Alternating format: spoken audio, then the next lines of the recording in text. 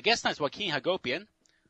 He returns to the show to discuss his latest article, Western State-Sponsored Terrorism, False Flags Spreading, Islamophobia, Race and Religious Wars, and New World Disorder. Joaquin is a West Point graduate and former U.S. Army officer. After leaving the military, he earned a master's degree in clinical psychology and worked as a licensed therapist in the mental health field for 25 years. He now focuses his attention on U.S. foreign policy, international relations, and the various intrigues of the deep state. His blog is American Empire Exposed. Joaquin, how are you doing tonight? I'm doing very well, Tim. Yourself? Very good. Thank you for coming on the show again tonight to discuss this great article you wrote. It's very long, well, relatively long, 14,000 words, long for an article, but it covers a lot of ground, and you kind of connect the dots and provide an analysis of the various terrorist events or perhaps false flag events and geopolitical intrigues that are behind them. Going back for a few decades. How do you want to get into this topic? Oh, well, we can talk about the Project for a New American Century. That kind of, I think, became the blueprint for the 911s that followed. And that was the organization that I guess began in late 90s, 1997? Yeah. It started in 97, and the actual report on the transforming American defense came out in 2000, the same year, of course, that Bush and Cheney stole their first presidential election, thanks to the Supreme Court and Jeb's state of Florida, his brother's state of Florida, that gave him the election illegally through fraud. But yeah, they were able to hijack the presidential executive office, and then they did their little number, and it's all written there in their Project for a New American Century. They wrote they specified what we need is a new Pearl Harbor, and that's what 911 became. Now we should actually go back to 1993. With the very first attack on the World Trade Center. Because that's really the predecessor to 9/11, the one that brought the Twin Towers and Building 7 down. So yeah, I guess that's probably even a better place to start, would be the 1993 World Trade Center bombing. And that was the incident, I guess it was in February of that year. That's when there was a truck bomb placed in the basement of one of the towers. And it was revealed that it was a FBI sting operation, correct? Sure was, yeah. The FBI was in control of that one, and they had an informant who had been an Egyptian military officer who was acting as their paid informant, Mr. Salem. And he was the designated infiltrator who was able to get into the group, this terrorist group, alleged, that was making bombs to take out key buildings in New York City. One of them, of course, was the World Trade Center Tower. And he was very close to actually there was the plan for him to, instead of putting in explosive powder into the making of the bomb, they were going to put in a non-explosive powder that would, of course, have no effect on any kind of lethal damage. And just when it came time for him to slip in this benign substance into the bomb making, apparently someone in the chain of command in the FBI office of New York City called the whole thing off. And of course, we now know what happened. Shortly after that, the bomb did go off, destroying $500 million worth of damage in the World Trade Center building, and killed 6 people and injured over 1,000 people. And this gentleman, the FBI informant, Mr. Salem, was so shaken up by and grief-stricken over he felt responsible for it going off because he was the one that could have prevented it. And but he was very upset and angry at the New York FBI office, and of course he had his FBI handlers, and one of them was a woman FBI agent who was saying, oh well, they just don't listen. It was like good cop, bad cop, and she was the good cop trying to console him. He actually was really determined to take it to the FBI headquarters in Virginia, and so I think it was the supervisor. I think his name is Ansari. Came to him and said, well, the New York office really wouldn't want it to go to Washington, so we're going to hold off on that.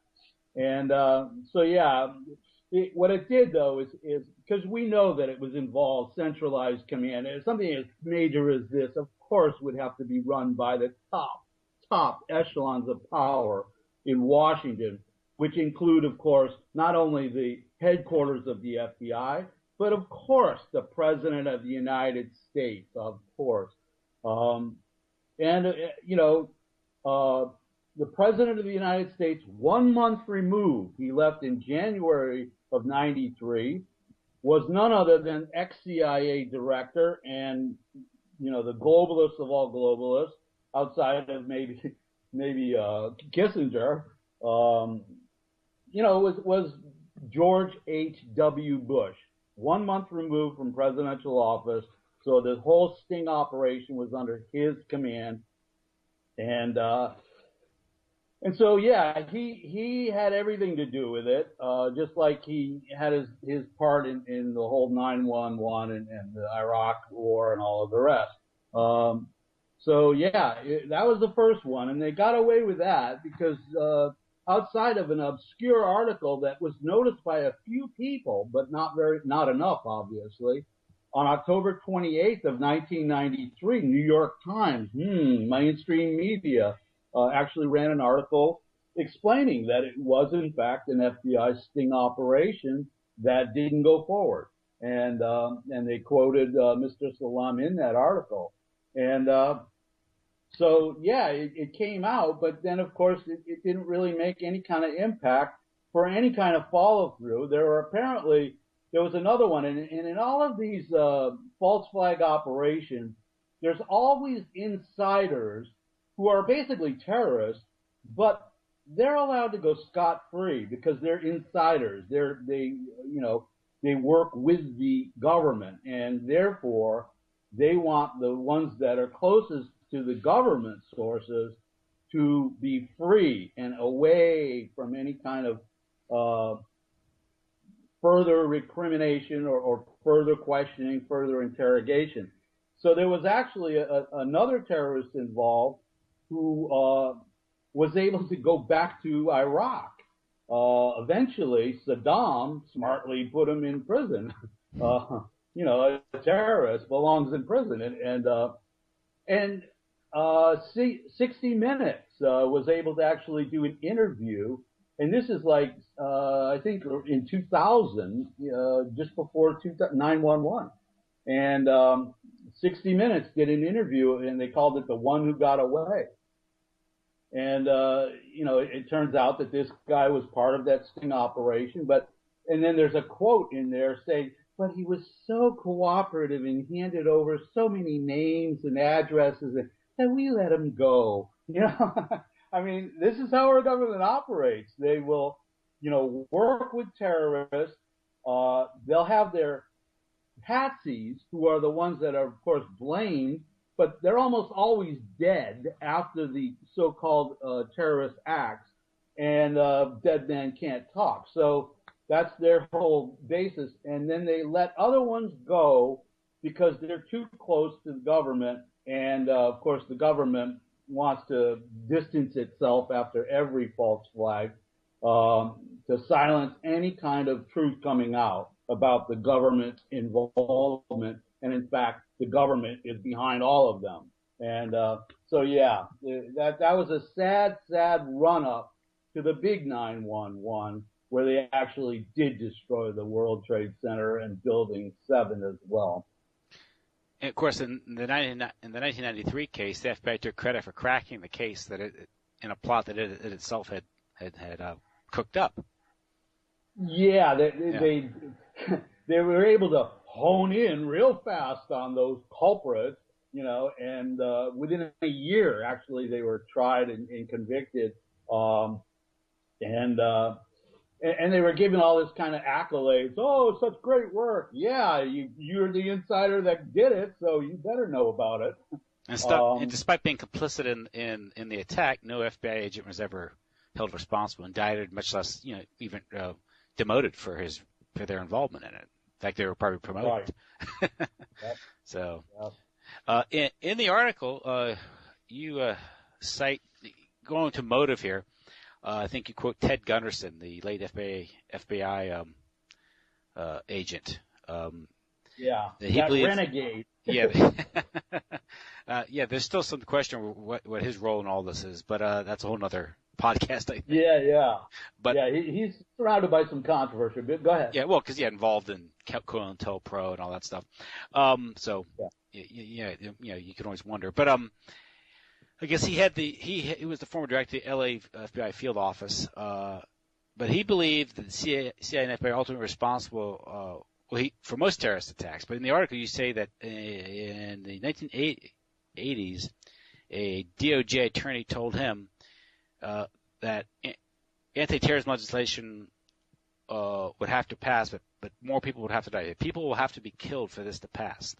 The official told him. Yeah, one of the attorneys that authored the original Patriot Act way back in the 80s. This is how long in advance they had been planning. Basically, the New World takeover of our democratic republic. They were stripping all the civil liberties away way back in the 80s. That's pretty amazing. And basically, this woman said, there's going to have to be more people dead before they ever pass this one. And then the litmus test became the World Trade Center bombing of 1993, where only a half dozen of human innocent lives were lost. And, it didn't go anywhere in Congress. So, her words turned out to be rather prophetic, sadly. But then 2 years later, we have the Oklahoma City bombing, allegedly carried out by Timothy McVeigh, right. and Terry Nichols. That's right. I think people who've researched that have blown pretty much blown apart the official narrative of that event. Of course, yes, that was a huge false flag. Yes, because the FBI's involvement in that was, of course, it had something to do with the PATCON program, which is Patriot Conspiracy. How they were infiltrating these militias and trying to stir up trouble throughout the country to justify. One thing to justify the Bureau of ACO Tobacco and Firearms budget and also their own budget, but also to marginalize these groups and to the politics of the mid '90s. These groups were gaining some traction with the criticism of the Clinton administration, and people who've looked into the Oklahoma City bombing found there was a whole lot of trouble with the official narrative, and that there's a lot of evidence of foreknowledge and their infiltration of Elohim City, and the mountain evidence that suggests that Timothy McVeigh was some sort of intelligence operative. Yeah. And he served in the first Gulf War, and he wasn't in intelligence, military intelligence, while he served. And yes, he was definitely, I believe, an FBI asset.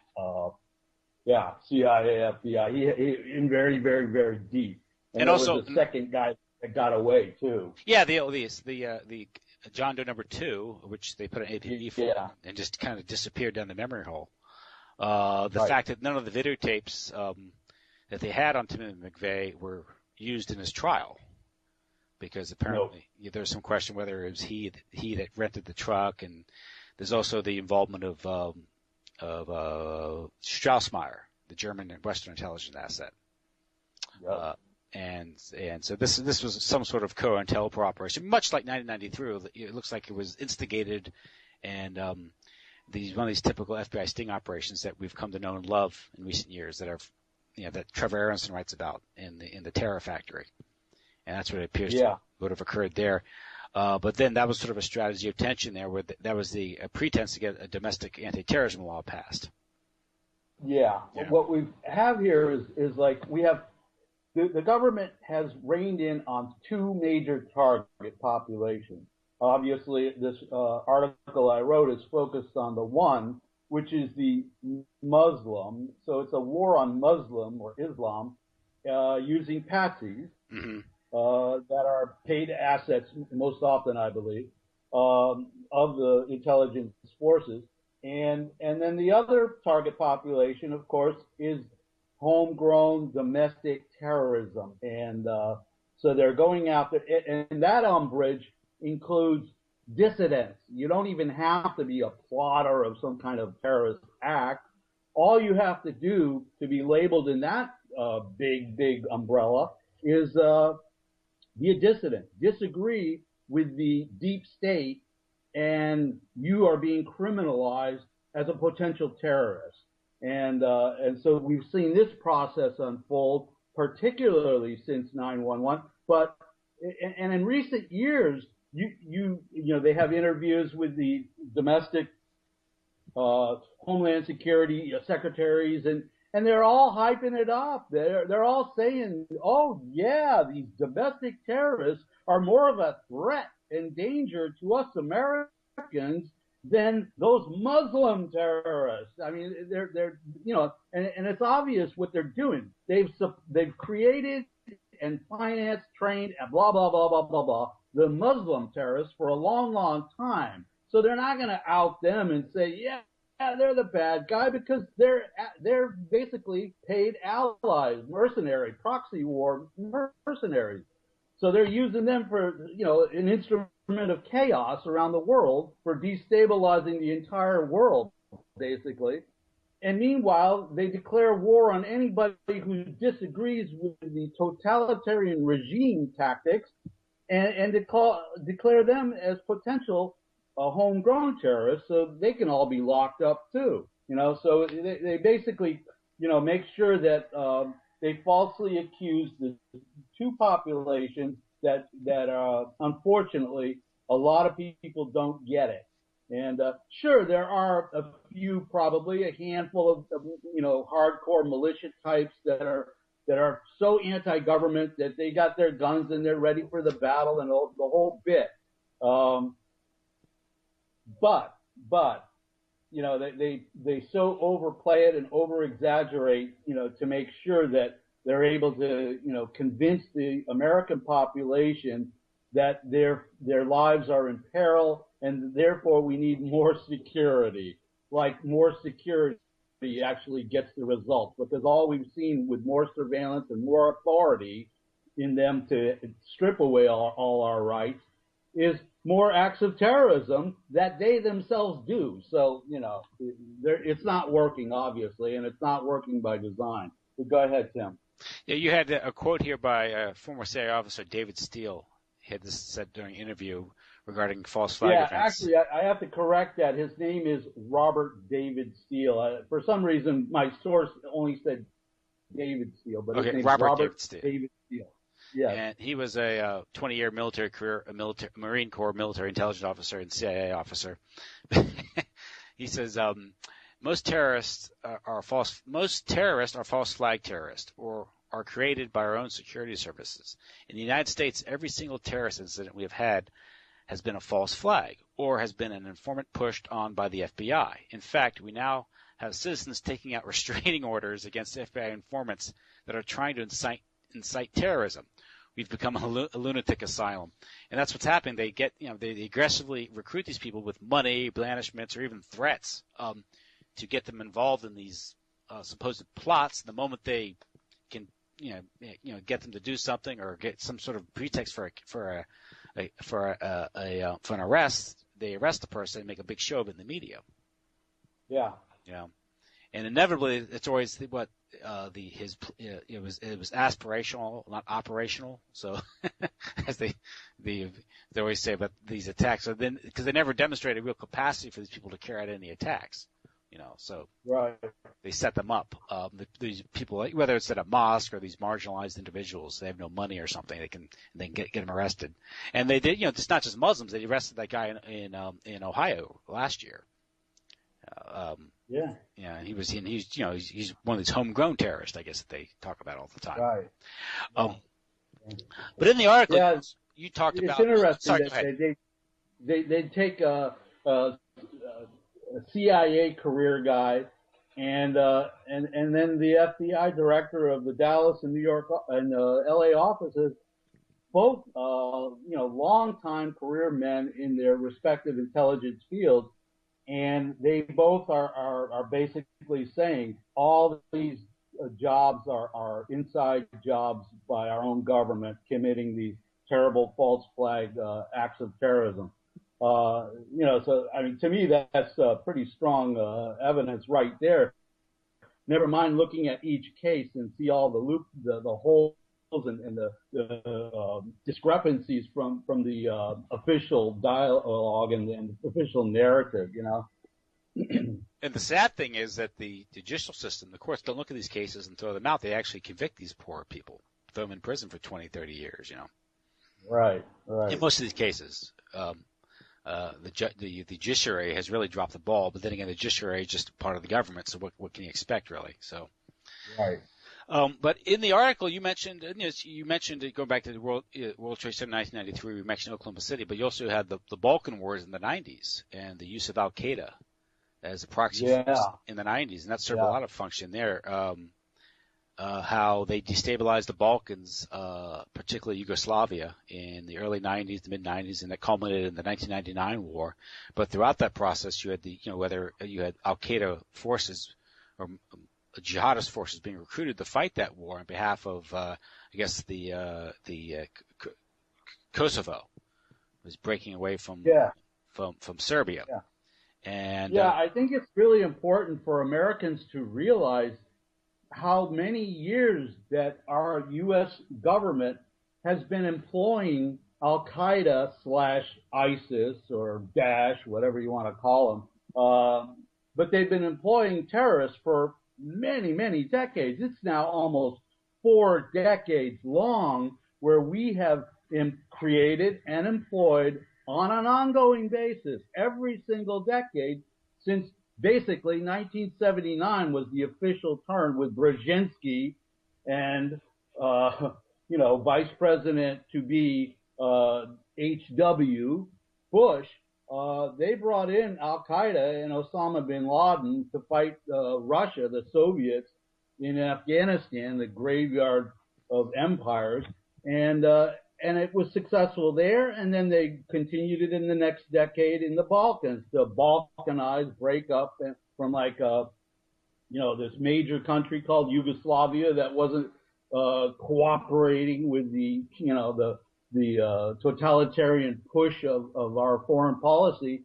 And that's what happens. Anytime a government stands up to American hegemony, they become the victims of usually some kind of either military or economic sanction threats to try and force them to succumb to the total exploitation, raping, I say all the time, raping and pillaging of their country using slave labor, if anything, and they destroy these countries. The World Bank moves in, the IMF, they get the countries in total debt. But this is what happens to the countries that cooperate. But those that don't cooperate, there's usually war in those countries. The CIA will make sure that there's war. There'll be overthrows, coups, assassinations. This is our foreign policy. And we use these terrorists as our proxies all the time. And we've been doing it now for a long time. So for over 20 years, by the time 9/11 came around, we've been using these guys, the Al-Qaeda, as our little proxy terrorists. So of course, if you're going to use them as proxy mercenary war terrorists, you're going to also use them, in homegrown instances where, they actually commit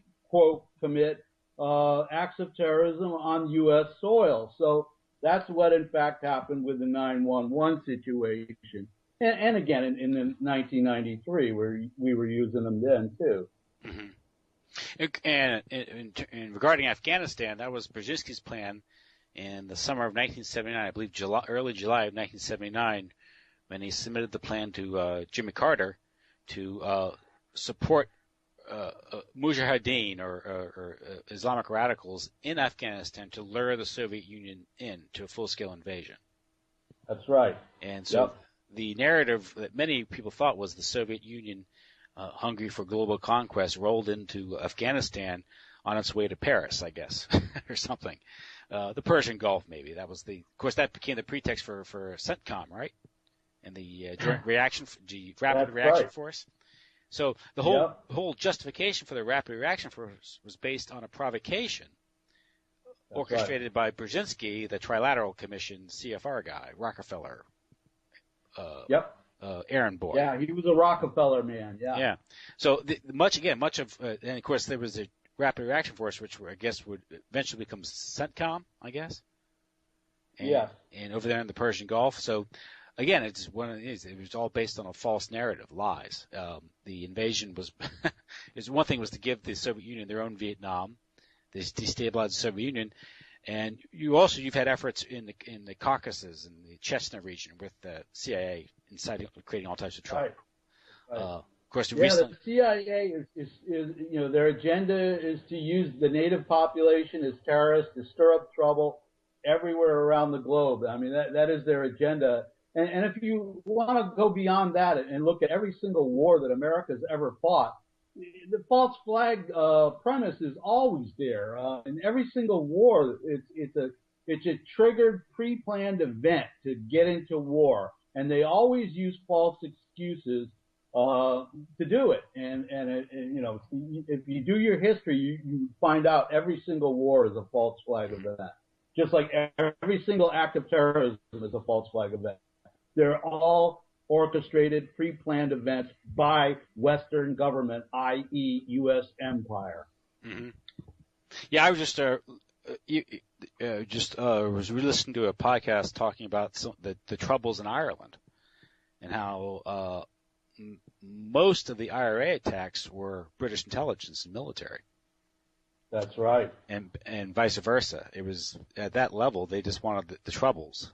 They were the source of the troubles. It's a strategy of tension.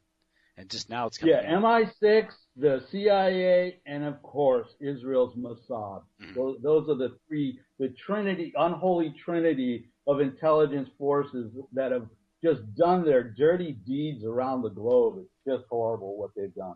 Yeah, I was just reading an article today about this. Is another side effect is apparently heroin use in the United States has quadrupled in the past 10 they're years. behind that too. Yep. Mm-hmm. And they say since 2000, now what happened in 2001 that created this huge influx of heroin to the global market?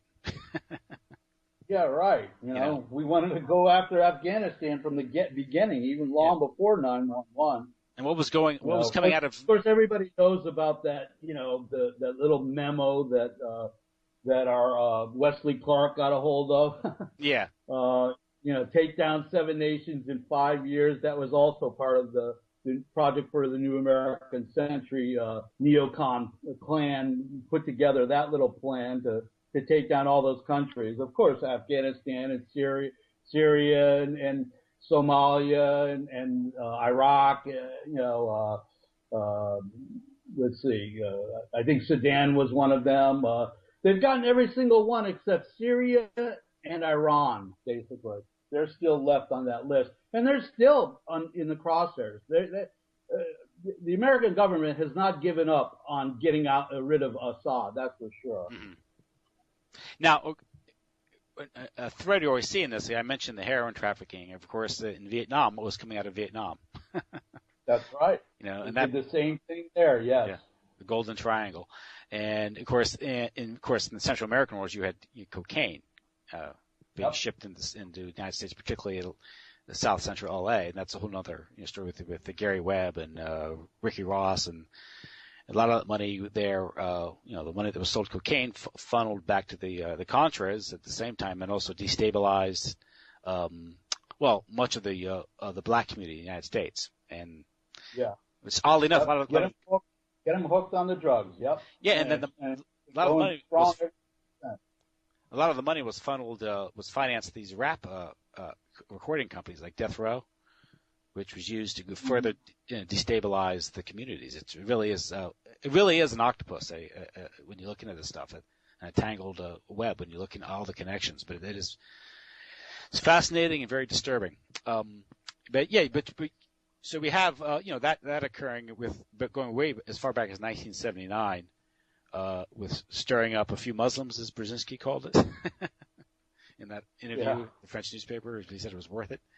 But another angle that you mentioned here is also just the rank profiteering we have here, is because all those that are perpetrating these crimes and engaging in these false flag events, they're all also cashing in. Not just the agencies themselves are getting bigger budgets, whether it's the DoD, FBI, or CIA, or wherever Alphabet Soup Agency is involved in this. But you mentioned Michael Chertoff. And he was in a very awkward situation back in the year 2000 when he was both spearheading Operation Green Quest, which was a multi-agency initiative investigating terrorist funding. But in the article, you say he was also defending a suspected terrorist financier.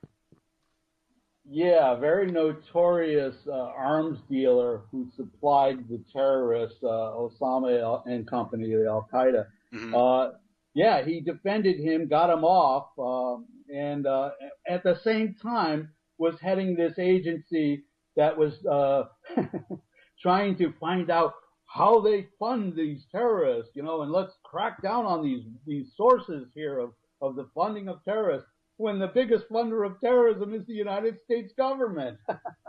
So who do they put into Homeland Security? This guy that has all these contacts to these terrorist arms dealers. So insane. And then you have, of course, as the director of Homeland Security, he became, I guess, the second director of Homeland Security after Tom Ridge. Yeah, I believe he was. But then he goes on, because he is his lobbying or his PR firm, Chertoff Associates, I think it's called, or he represented. Something like that, yeah. He represented the firm Rapiscan, which made these scanners, these radiating scanners that people have to suffer at airports now. Right. But then it was disclosed at the very time he was promoting their use as a government official, a former government official. He was also lobbying for their use because he's representing the firm that was ready to make a lot of money selling him to the U.S. government. In fact, they already had sold him to the U.S. government. But it was that incident with the so-called underwear bomber which justified their installation. Right. He was having trouble with Congress, ratifying this deal, basically. And so he needed to come up with another terrorist event in the air, so he could sell his own, company, basically, making billions. And so what do? They come up with the underwear bomber.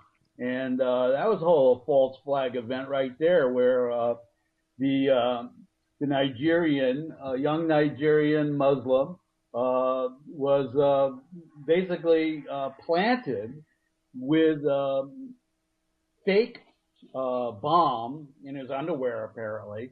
And of course, it didn't go off, but they were able to get a whole public spectacle of this event where he's arrested there at the Detroit airport on Christmas Day.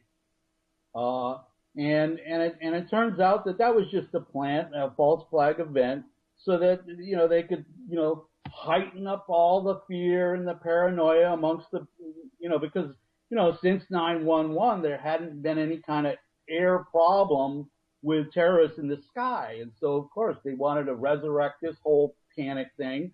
And he gets to sell his equipment, the TSA invasive equipment that, radiates our bodies every time we travel. And that was admitted, the U.S. government admitted to putting that person on the plane as some sort of, they admitted some sort of I guess, test operation or sting operation, but they admit to putting him on the plane with some sort of, I guess, flammable device in his pants. They admitted to doing that before Congress. Yeah, it's very strong evidence that it was all, definitely a government operation. It was.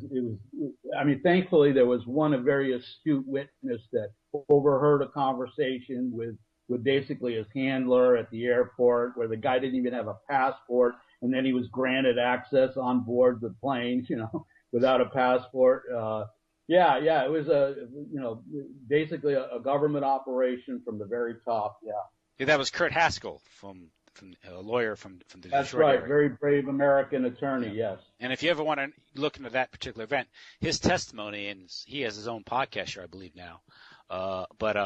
He has. You can find him on YouTube and various interviews where he goes into detail his experience, what he witnessed. A well-dressed, I guess you described it as a well-dressed Indian man. Yes. Putting him on the plane. Of course, the bomber himself was a son of a Nigerian banker or central bank official or something. I think he was. Yes. A prominent family member. Yeah. He came from a family of means, definitely. Yes. So yeah, another example you cite is how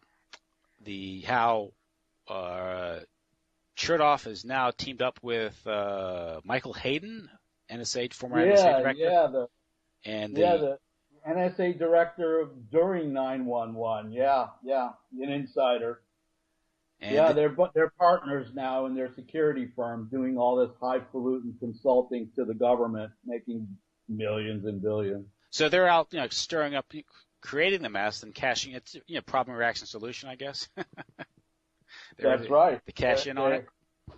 Yep, you can call them the Hegelianites or something, So really, if we were a nation of laws, instead of making hundreds of millions of dollars on government contracts, chasing phantom terrorists, they'd be charged for violating the Constitution and criminal statutes about surveillance, correct? Because they both admitted to crimes, both Keith Alexander and Michael Hayden.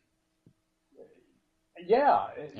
They are all treasonous because they actually created this enemy that supposedly kills innocent people. So they're treasonous. They're murderers for sure, but they're bringing down America. So they have committed treasonous acts. And I would go so far as to say that most of Congress has actually been treasonous in their behavior as well. We have a government right now that's full of traitors that have made it their part of their agenda to actually take down America, and we have no bigger one than in the Oval Office. He's the biggest one of them all, and they all answer to the oligarchs or the so-called ruling elite. They've been in control for centuries of the Western civilization, and because of technology and their authoritarian control that they've been given because of these false flag terrorist events, they have more power now than ever, and they're moving towards the one world government. We all know that one too. That's what all these wars are about, I guess, or destabilization that's occurring not just in the Middle East, but now apparently Europe with the migration crisis, which stems from the problems in Eastern Europe. In the Middle East. Yes, it's all orchestrated, pre-planned events.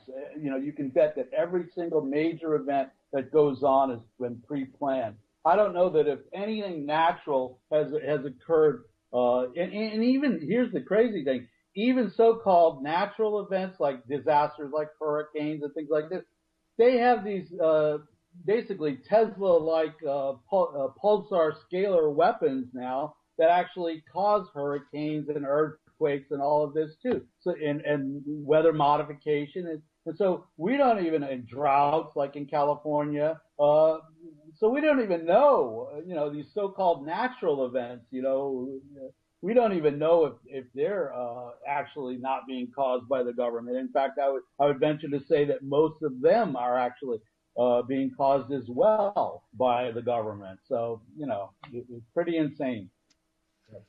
So, but again, with 9/11, in the article, you talk about who was involved in that. And one aspect of 9/11, which doesn't get a lot of attention, which I think you can make a good case for, is the Israeli involvement. We heard a lot about the Bushes and the Bin Ladens, and the fact that they were business partners, and how the Bin Laden family were flown out of the country in the week after 9/11.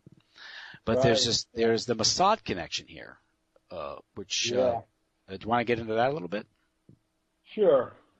I think basically what the neocons did is they handed over the operational aspect of 911 to Mossad, the CIA of Israel.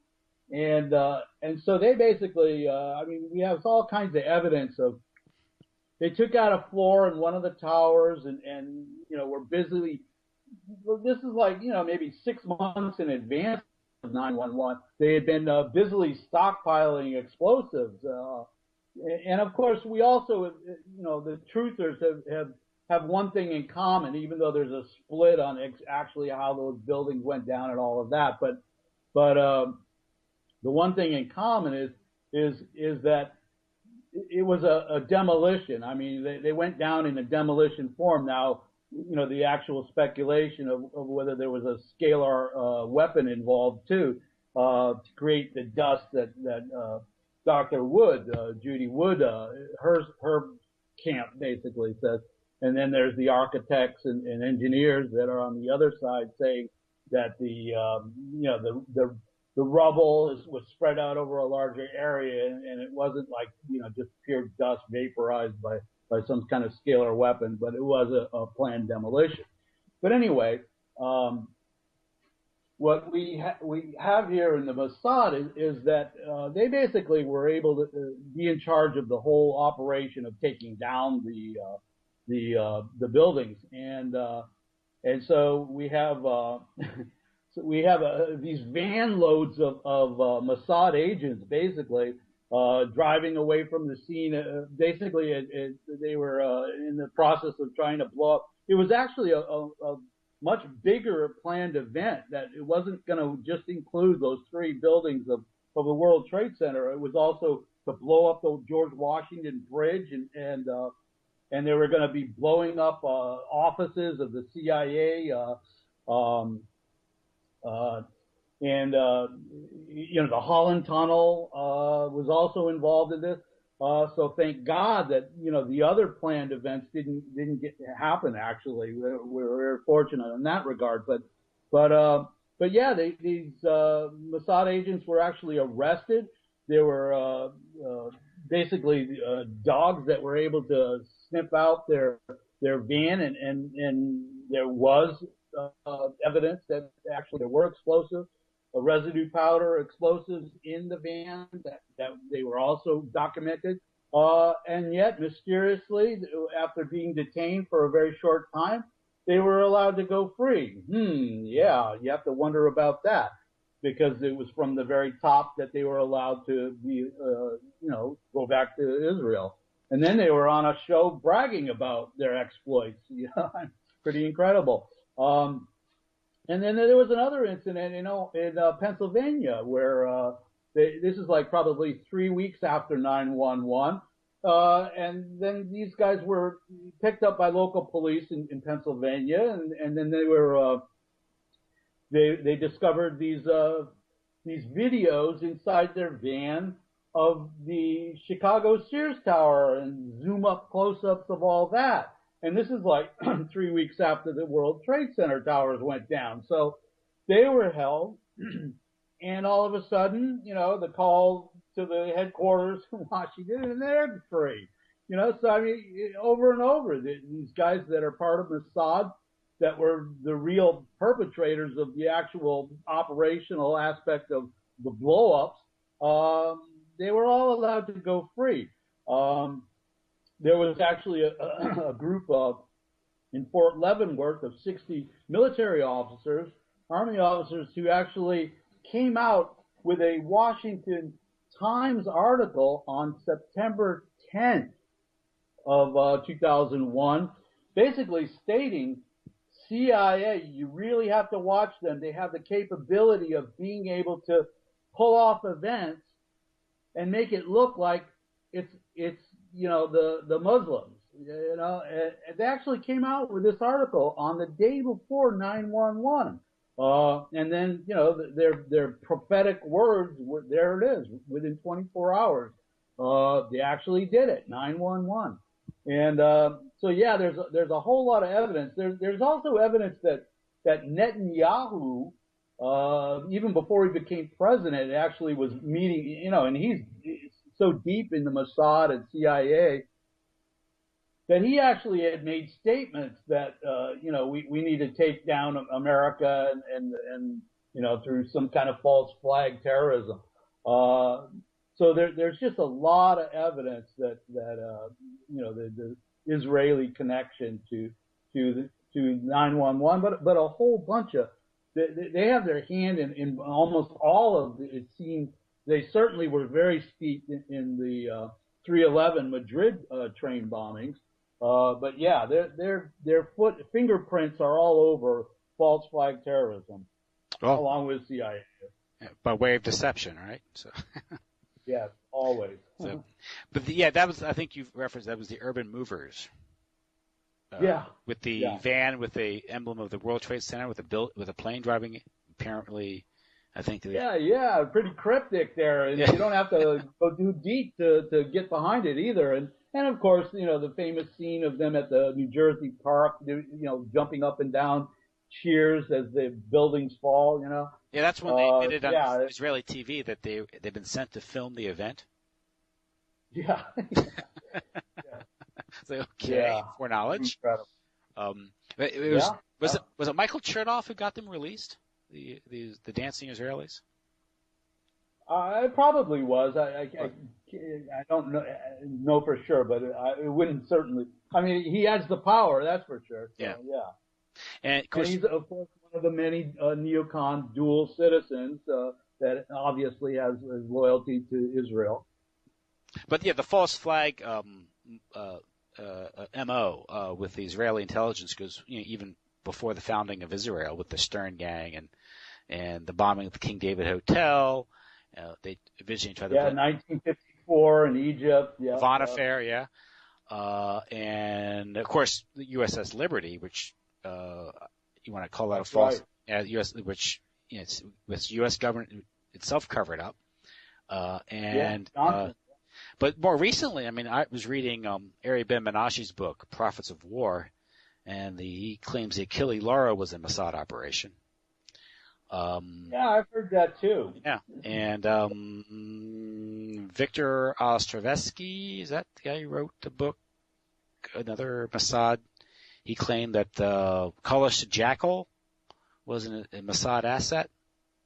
The Mossad knew where he was all the time. I mean, really, from the standpoint of an intelligence or military agency, you want these people going out and crazily creating mayhem, and because that provides a justification for your existence. So, really, it's not too hard to imagine why the Mossad would want occasional terrorists running around creating havoc, because that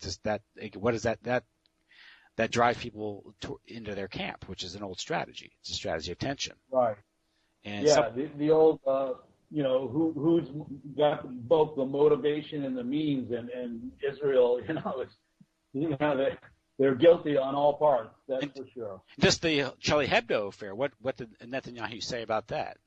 His reaction was, "Come to Israel. All the Jews should come to. You're not safe here." Right. And the preceding event, oftentimes, with these acts of terrorism and quote unnatural acts of terrorism with a so-called disasters, so often, it's precipitated by some kind of move that Israel or U.S. empire does not agree with. The precipitating event that happened with the first Charlie Hebdo in January of last year was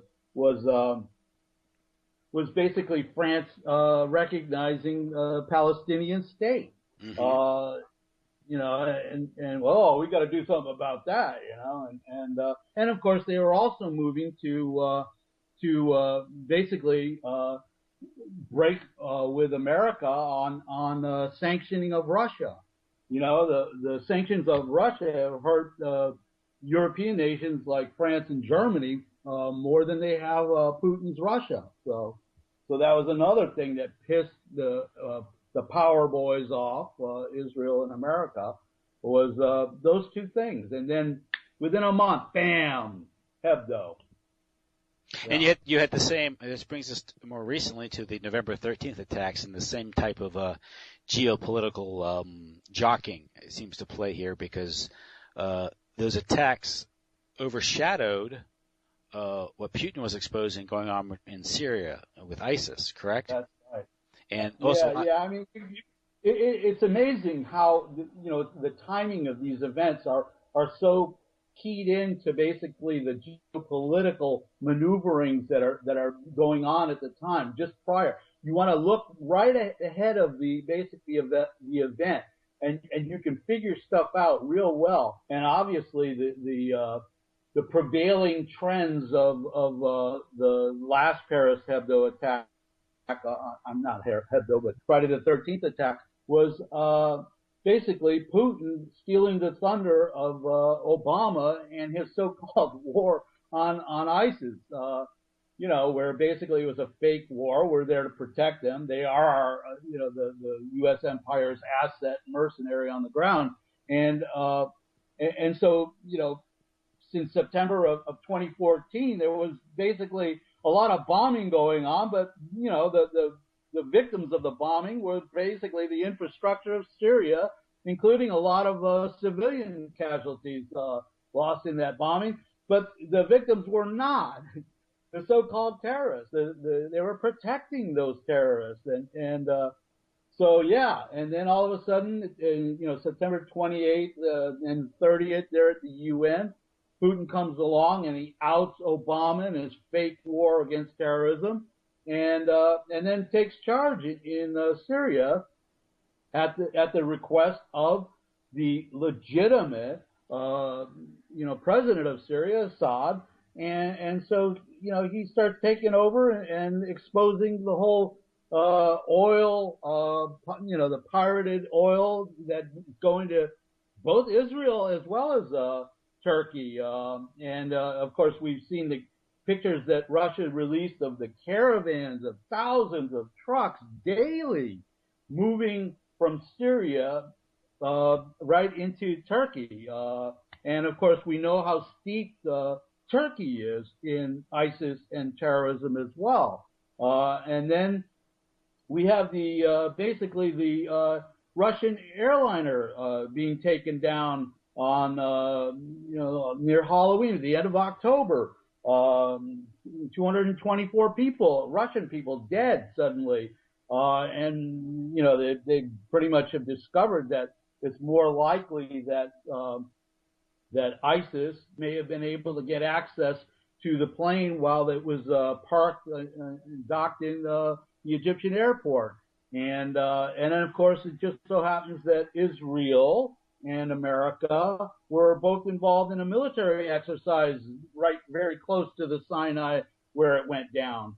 And then we know that with Friday the 13th, 2 weeks prior, on October 29th, actually the day before the plane went down over the Sinai, we know that Brennan was meeting with the counterpart CIA French intelligence director, along with Mossad, former Mossad director, along with a former consultant of MI6.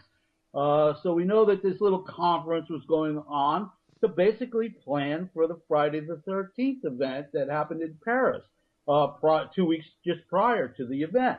And they also, and then we have right after, it was like happened on the Friday, and then Brennan was again interviewed on Monday as the Monday morning quarterback, and he's telling the press, he's saying, yeah, we knew, the intelligence community knew that there was going to be a terrorist attack in Paris, and then come to find out there's a judge that worked for security forces that had actually basically interrogated some probable terrorists inside France, and they had disclosed that there was this plan to go after concert halls in Paris.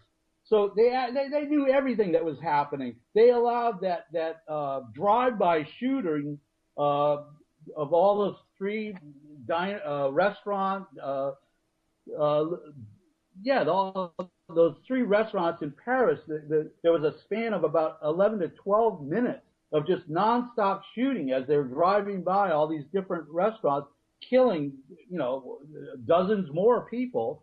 And come to find out, they knew that there was going to be an attack, and yet they allowed free reign where they're able to, drive by for all that length of time, never be stopped, and no cop in sight, and then on out, and then they eventually found it the vehicle a couple of days later. So, I mean, it's also very obvious that the government plays a part in every single one of these events. They get these patsies, they probably pay them, but certainly they're involved, and they have their CIA and Mossad and the French intelligence handlers that are able to work together with them to pull off these terrorist events where they kill hundreds of people. And it happens over and over and over.